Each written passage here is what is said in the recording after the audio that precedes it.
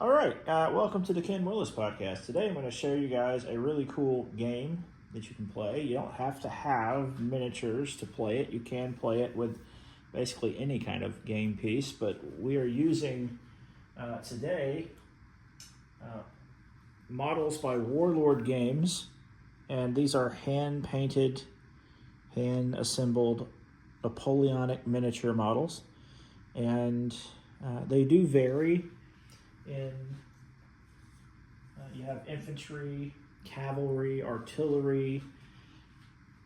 They have quite a selection of different models you can go. You can do Napoleonic War, you can do Roman, you can do other ancient forms of warfare, you can do World War II, which is really cool. Actually, I'd love to do that, get into that, but again, we'll see. Got a lot of irons in the fire. But this game can be played on a table. It can be played on a larger table. This is a kind of I guess you could say a medium to large dining room table. The map I'm using is a game mat. It's basically a giant mouse pad material. And it's like 6x4, I think 6x4 feet. You can get bigger ones if you want. They also offer these miniatures in a much smaller scale called Epic Scale. I would really like to do that. That would be something I'd be interested in doing. But anyway, you can do whatever you want. You use a tape measure to measure things, or you can do sticks that are made like you can make your own to the lengths you want. And then you use dice, and you need quite a few dice to have a good time with this. Okay, and then the units have little cards that I have made them for people that are not used to this. And you can see everything on the card about that unit, the range of fire and movement, the how many dice you roll when you're shooting or using hand-to-hand combat, their morale, stamina, any kind of special abilities or special stats this unit has. I'll get into that. I'm not going to be terribly technical today, but I just want to kind of give you a brief. I'm not going to do probably a full battle. We might, but just to show you how this works. So typically what happens is the players will roll to see who goes first. So the French get a 2, the British get a 2. Okay, we'll do it again. French get a 1, British get a 5. The British will go first.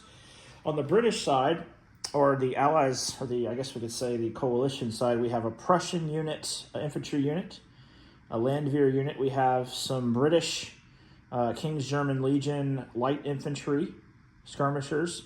And then we have, over here, we have the British 88 Connaught Ranger Regiment. On the French side, we've got two units of cavalry. We've got a cavalry brigade. We've got Garde Chasseurs light infantry, and then we have the 56th E Régiment de Ligne infantry. So the French have one infantry unit, 2 cav units, 1 light infantry against. We have 2 infantry units on the British side, 1 light infantry, and we have a 9-pound cannon on this side, way back here.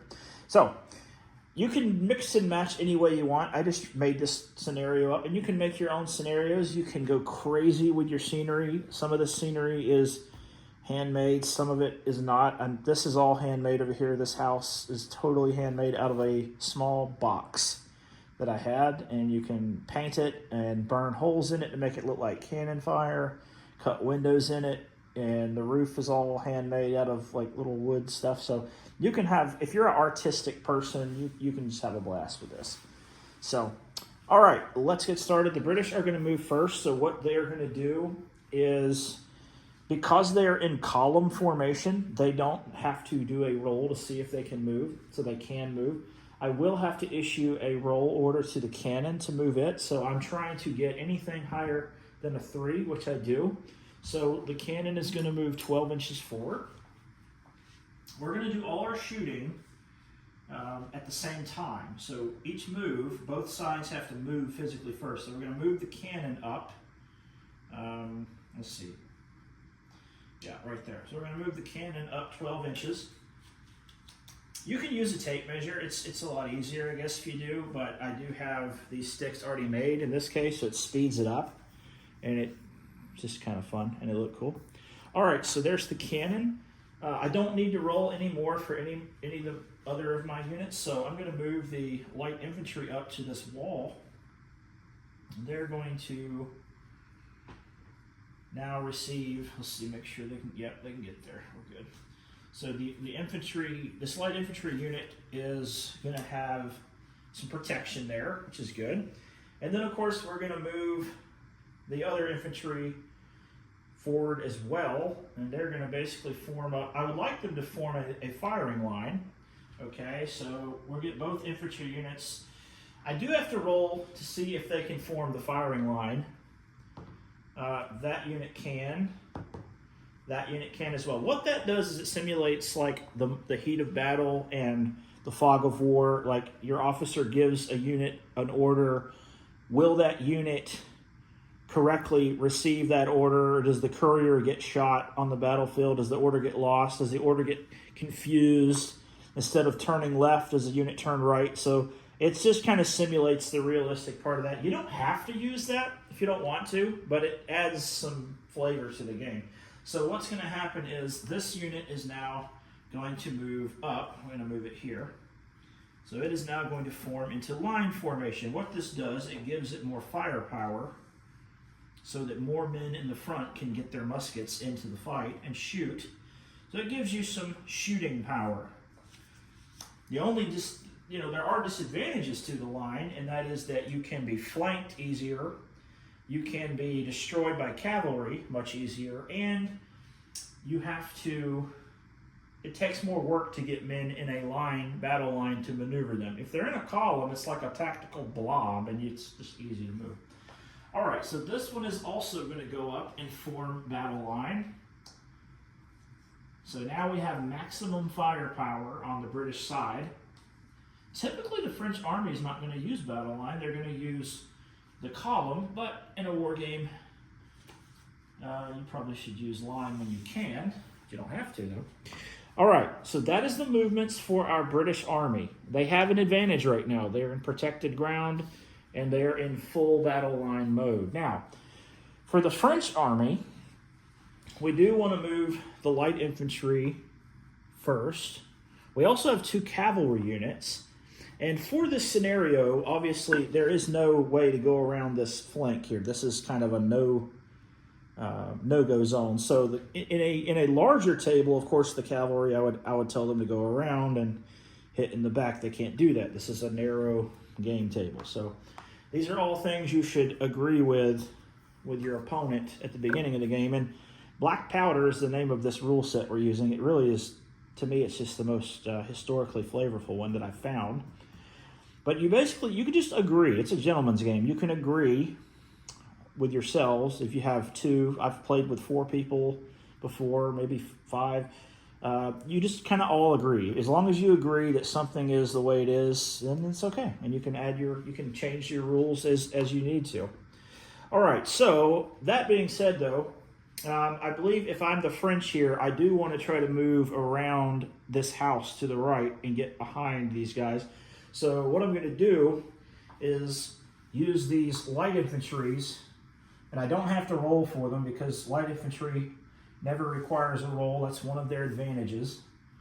They're just ready to go. So we're going to go up and use them as a screening force to keep this unit protected. And then I could just run the cavalry around. That would probably be the smartest move. All right, fine, that's what we'll do. So we'll use this unit here, and then we'll march this unit up and form battle line and try to get some kills here.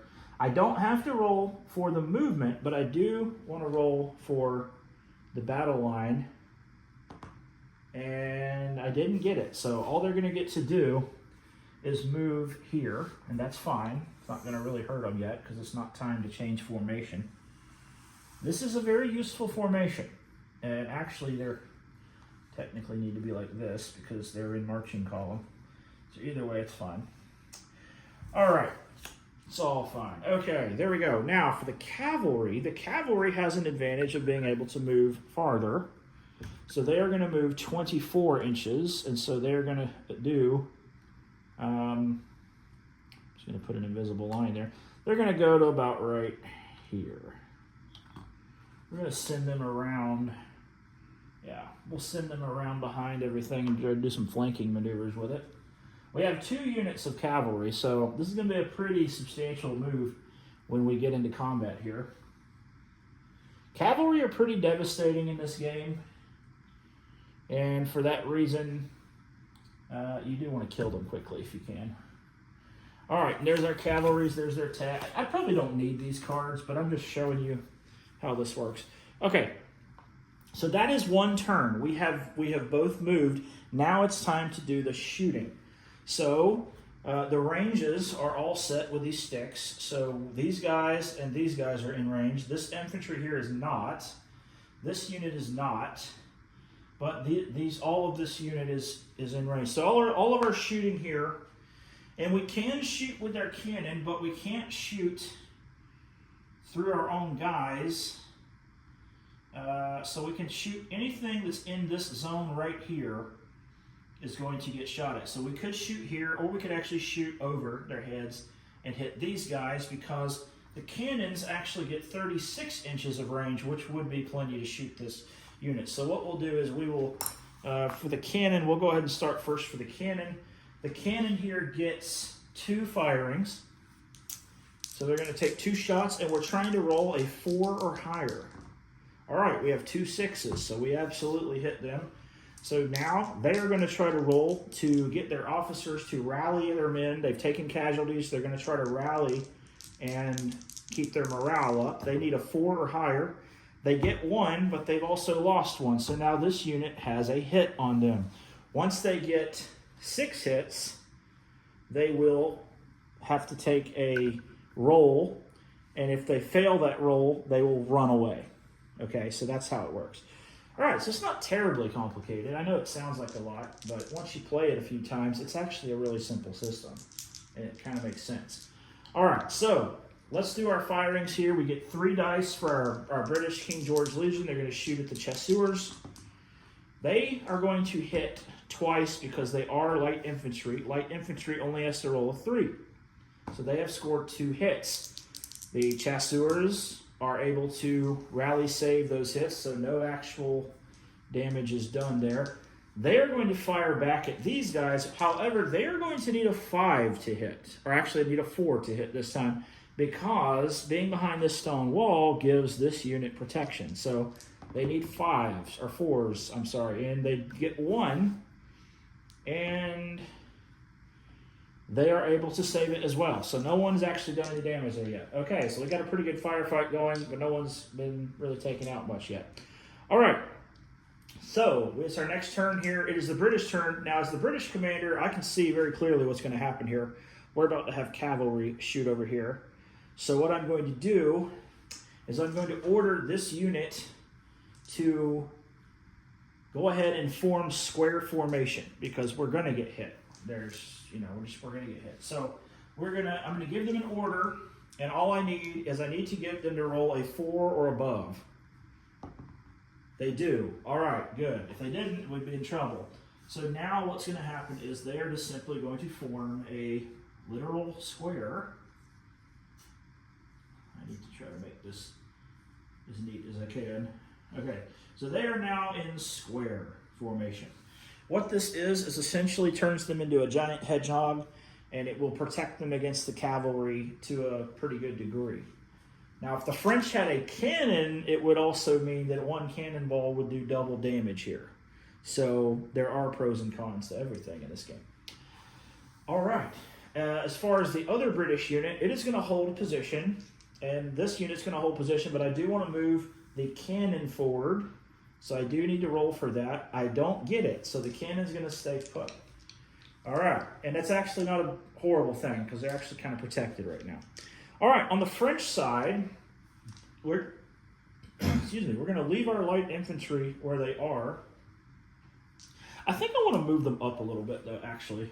It won't hurt them to move forward, so we're just going to move them forward a bit. I don't have to roll for that. That'll give me the ability to shoot behind there if I need to.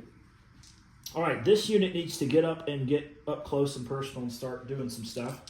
So we don't have to roll for the distance, but we need to roll for the formation change, and they will get it. So they will go up here, and they will then form into line of battle This is going to give them full firepower. If you go in the column formation, you only get to use 2 dice to shoot, which it's not horrible, but it's not great either. All right, so there's their 1 hit they've already sustained. Okay, now we have to figure out our cavalry here. So the cavalry gets 2 position to get 2 12-inch markers, so 24 inches. They will be all the way over here. Okay, that's fine. So I don't have to roll anything for them because they're cavalry. You don't have to roll to give them orders like that.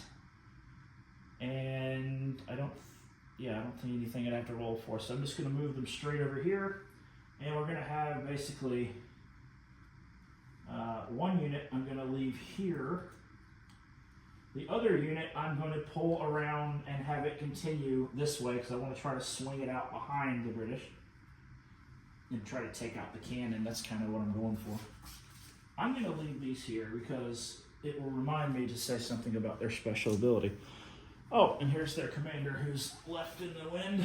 All right, now it's time to do our firings. So, first off, let's use our light infantry, which are basically acting as a barrier here because you can't shoot through light infantry into the units behind them until you deal with the lights. So they are like a nice moving screening wall. So let's do I guess we'll do the cannon first. The cannon is going in, and the cannon can only shoot, you can only shoot at what is in a 45-degree arc of what you're at.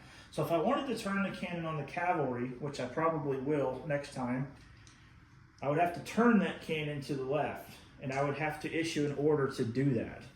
So I think it would be wise to go ahead and do that because we're going to need it. So I'm going to issue an order. It didn't work.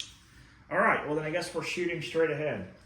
All right, we're going to shoot into this skirmisher stuff here. So let's take our 2 die. We roll it. We score double hits.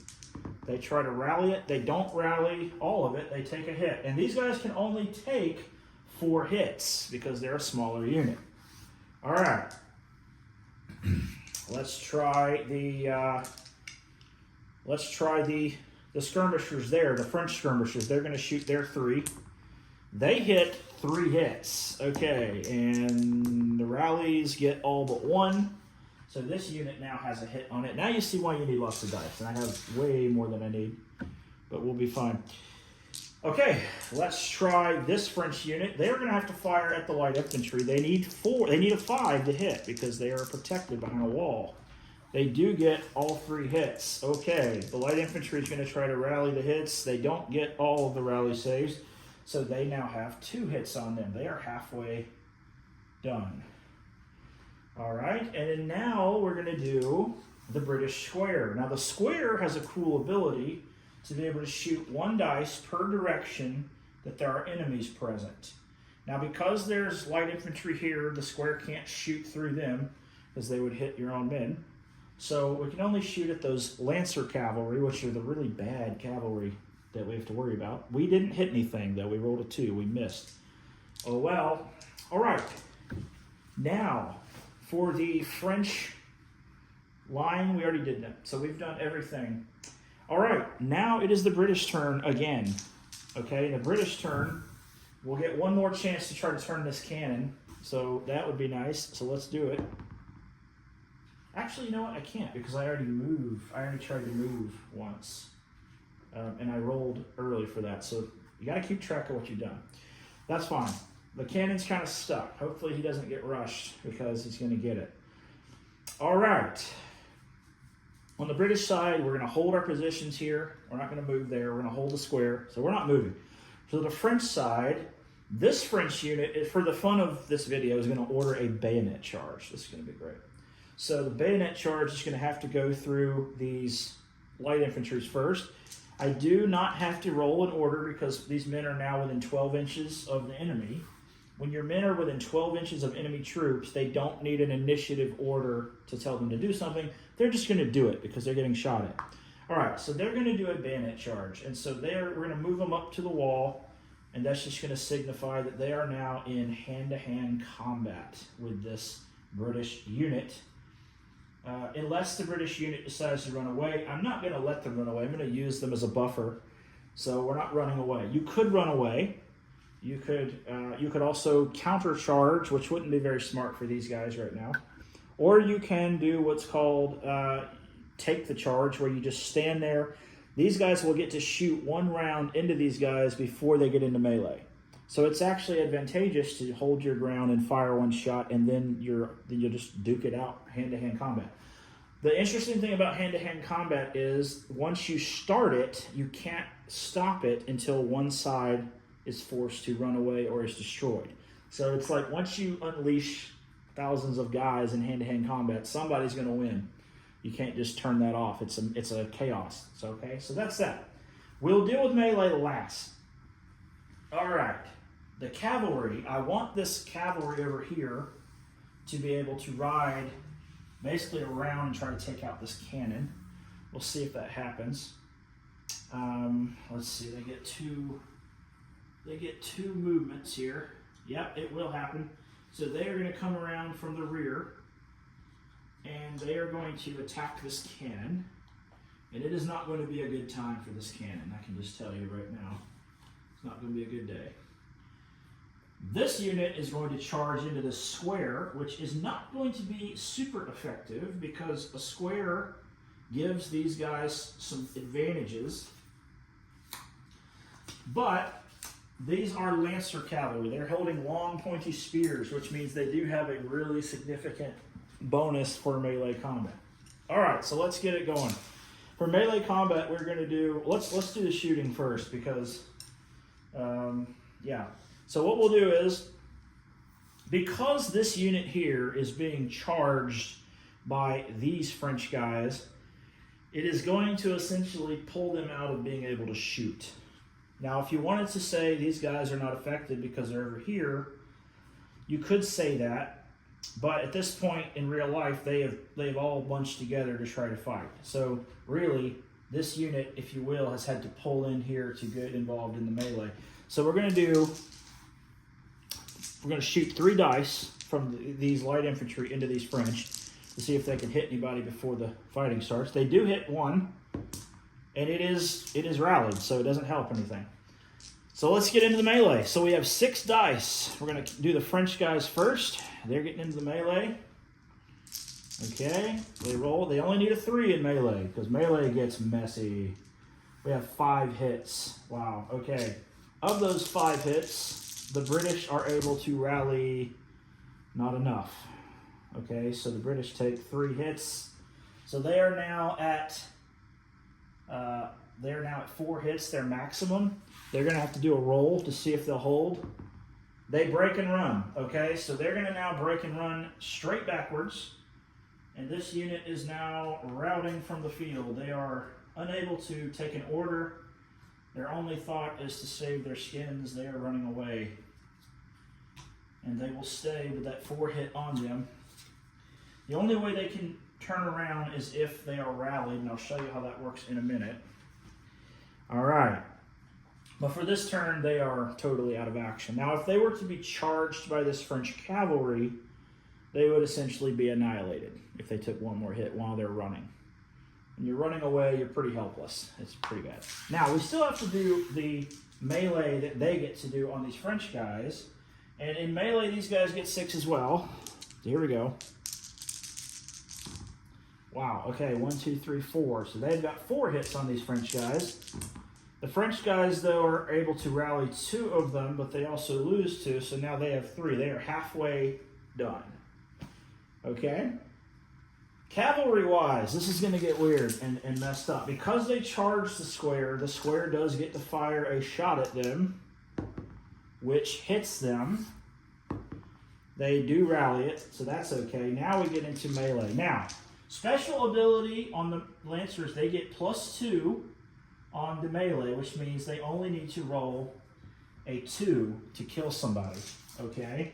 The infantry here in square has a +1 bonus, so actually the Lancers have to roll they at least need to roll a 3, is how it works. It's simple. I know it sounds like it's not, but it's actually simple once you get used to it. So we have 6 for the Lancers. They have successfully killed. They've done four kill shots here. And the British are now rallying that. They will rally all of them. Wow, good for them. Now the British are going to do some melee, and they're going to use their 6 melee as well. The whole square counts in the melee, so they get a huge advantage there. Well, not an advantage, but they don't lose anything. They have inflicted all hits on the French. Okay, so the French have 6 hits they need to negotiate with. Wow, they don't get 4 of them. So now this unit has taken 4 hits. They can only take 5. So this Lancer cavalry over here is getting shredded. It's not looking too good for them. All right, now, because this cavalry unit moved across this flank of the square, they have to take a shot from the British, who get to shoot at them. They miss. Terrible shots. Oh, it's not good. They also have to take a hit from this side of the square because they're now facing them, and they do not hit them. Wow, that was embarrassing. So now, because the cannon is being hit from the back, it cannot fire at this cavalry. If it did, it would roll what we call canister roll. It would only need like a 2 to kill them. Well, they don't get that because they're not aiming at it. So now we just have a straight-on cavalry charge into the rear of these guys. So what this does is it gives them the ability, they only need a 2 to kill. They only need a 2 to kill. It's going to give them major points. There we go. And we have effectively inflicted 5 damage on this cannon. The cannon can only withstand 2 hits. So, yeah, they're done. So the cannon is gone. It is destroyed, taken out by French cavalry. All right. And the French cavalry now occupy the ground where the cannon stood. And they cannot move to take out this infantry because, well, actually, you know what? In this rule setting, they can because they've got momentum from their charge. So now they're going to do it again on this infantry.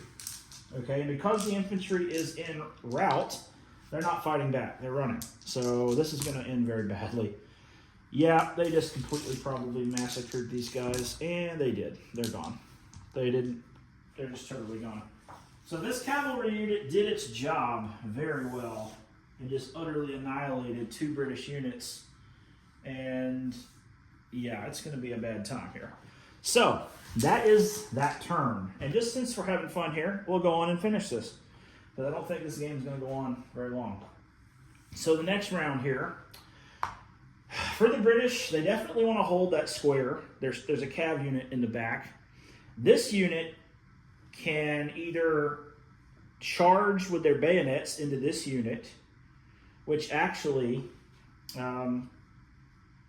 is, I guess you could say, really they can't because this unit is so close to them. They are now automatically going to be engaged in a continuance of the bayonet charge. Well, I will say this, though. The commander of this unit has the option to advance on the ground or to hold their position. And if I was playing this, which I am, I would have them hold their position, and now they use the wall to their advantage. Okay?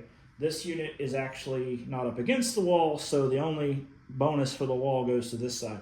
So, and they're also kind of damaged. They've taken 3 hits. So, in this case, they wouldn't. But if you wanted to, last turn, this commander could have continued that charge.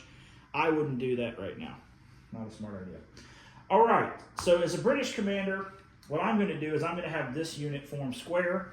I'm going to have to roll for it, though, and I'm going to hope it gets it, and they do. So this unit is going to form square. And I know this is going to look weird because I don't have quite enough men to do this, but we're going to make it work anyway. They are now going to form square as well. And there you go. This is not the most beautiful square. But there it is. All right, so now we have 2 square formations left for the British against 3 French, actually 4 French units. So it's not going very well for the British today. That's okay, it's entertainment. All right, for the French, I'm going to order probably, let's see, I probably would order the light infantry to go over this wall because they will be able to then shoot at all this British squarage that is just making a lovely target. Okay, So yeah, we'll move them up there. They still have a hit on them, that's okay. And this French unit's gonna stay put. I would order this cavalry. This cavalry here, I would probably just say at this point, continue the fight, because I want to keep these British guys in square. Because while they're in square, they don't have the firepower they would. I'll probably also order this cavalry unit to go ahead and do a cavalry charge into these guys, and hopefully I can hit them from both sides. All right, so shooting-wise, we have got to get shooting out of the way first. There will be some shooting. First of all, we'll do the French line. And the French line's going to shoot three die there, and we've hit 2. We do, the British will take 1 hit. So the British have 1 hit on this Prussian unit, okay? All right, we then will do our light infantry, which light infantry has an interesting advantage. They are allowed to take their fire and direct it into different units if they want to. A line regiment can only shoot what's directly in front of them. Light infantry has the sharpshooter ability to say, like, I want to use 1 dice here, 1 die here, 1 die here, maybe 1 over here. They can multi-direction their fire, so they have that advantage. So we're going to go ahead and try to knock out one of these British units quickly. So we're going to put all our fire on this one, and we're going to go at it, and we do get 2 hits. That unit does not, oh wow. So they lost 2, so they're now at 3. They're now halfway done. And that's what you want to do, is you want to gang up your units on one enemy unit and try to get rid of them to make the odds uneven in your favor. All right, so the shooting there is done. The British side, though, remember, we're still in melee over here, we're in melee over here, but we do have the ability to shoot out of these quadrants. And we have a 45-degree angle here. So these guys can shoot here, these guys can shoot here, these guys can shoot here. These guys may shoot here or here, and these guys can shoot. So we have some shooting to do in the square. British square, let's shoot at the light infantry. They miss. Terrible shots, those guys. They shoot over here, and they miss as well. Wow, you're all fired, literally. These guys will shoot at the light infantry. They do hit them. The light infantry is not able to rally that hit. They now have 2. This side, let's shoot at these guys. We hit them. Let's shoot again from these guys. Oh no, we missed them. All right, so only 1. And the French are able to rally it, so it doesn't help anybody. Wow. Okay. So far, these British guys have taken no hits, which is amazing because they're terrible shots. All right. At this point, we're into the melee. So here we go. We'll do our 6 die over here for this cavalry. And they are locked in melee. And once you're locked in melee, you cannot move. So this British unit cannot change formations and walk away. They're locked. If they move, they're dead. So there is some strategy to a cav unit attacking a square and trying to keep it pinned down, because you're keeping them a beautiful target for other units. All right. We're going to do 6 for the Lancer cav, and they only need a, let's see, they only need a 2 to hit somebody. And so, is that right? 3 normally? Yeah, they only need a 2. Actually, yeah, they need a 2 because they could just get a 1, but the British are in square, so it doesn't matter. All right, so we have all but 1 is a hit. Wow. So we have 5 hits on the British. The British do not rally 2 of them, so now this unit has 2 hits on it. Okay, they're 1/3 of the way there from being destroyed. This unit is being attacked from the rear, but they're in squares, so you don't have to have a penalty for it. So that's kind of a nice thing about squares too. All right, here we go. Okay, the Hussars have scored 5 hits on the British, or the Prussians. The Prussians do not rally 3 of them. Uh-oh. So, this Prussian unit has now reached its maximum capacity of being hit. We'll have to take a break test, but first, we have to settle the melees for these 2 guys. So the British unit gets 6 melee die. They are going to score 3 hits. The cavalry unit is unable to rally the last hit, so it's going to also have to do a break test. Let's go ahead and do their break test for the cavalry. 4 and above means they will continue to fight. 3 and less, they are going to run away. All right, they'll stay there. Okay. Okay, let's do the Prussian melee for their group there. We have 6 die. Okay, wow. Did really well. Let's see how many are going to get rallied. Okay, so 2 are not. So this cavalry takes 2. They are almost halfway to being routed. Not bad. Prussians are doing great with their bayonets. That's nice. Okay, now we have to do a break test for these Prussians. Now here's a real problem. If they break, are going to probably be destroyed because they're going to get surrounded by the French infantry. They have not broken, so they're going to hold their ground. That was probably a do or die moment for them. All right, we are on to the next round. So British-wise, movement-wise, I'm not moving anywhere. I can't move if I wanted to, actually. So I'm kind of stuck. French-wise, I really don't need to move either because I'm in perfect killing position. So we just basically keep rolling it up. And we would just keep going like that. And if you want to see, I guess I'll just go on. I'm making this video, whatever. Let's just say we're going to keep up the fighting. So we're going to do 3 shooting from this unit into that square of Prussians. We hit 2. They rally only 1. Okay, so now we have another issue of them breaking. Okay, so we have to roll the break test. Uh-oh, they break. They're destroyed. They've panicked. They break. They are now completely destroyed. They're gone. And now things are going to get really bad for this British unit. So in this case, because they've broken, the next round the French will get a huge advantage. The light infantry does get to shoot into that square. They will shoot 2 hits. 1 is not saved, so now we have even halfway destroyed British unit. Okay, now we have to do the melee again for that unit. Here comes the melee from the Lancers. They need a 2. Wow, they get all 6 hits. The British try to rally it. They will get all but 2. This puts them at a 5. You can see how quickly, when you get surrounded, things go very bad for you in this game. All right. Now, the British do get to fire at these guys. They hit them. The skirmishers do not rally it, so they're now hit one more time. And the British also get to shoot at this cavalry over here. Hopefully, there we go. We have a hit, and the cavalry is not, they are able to rally. So, no damage really down there. Okay, next round. British can't move. They're stuck. The French are going to do 2 things. We're going to order this unit to advance and swing up and aim at these guys. We're going to issue the order. They do not do it for some reason. Wow, that's sad.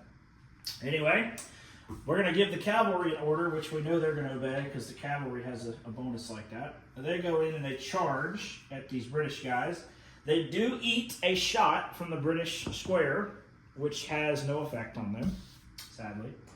And now it's just pretty much carnage. Okay, so let's just see if they survive. I don't think they will.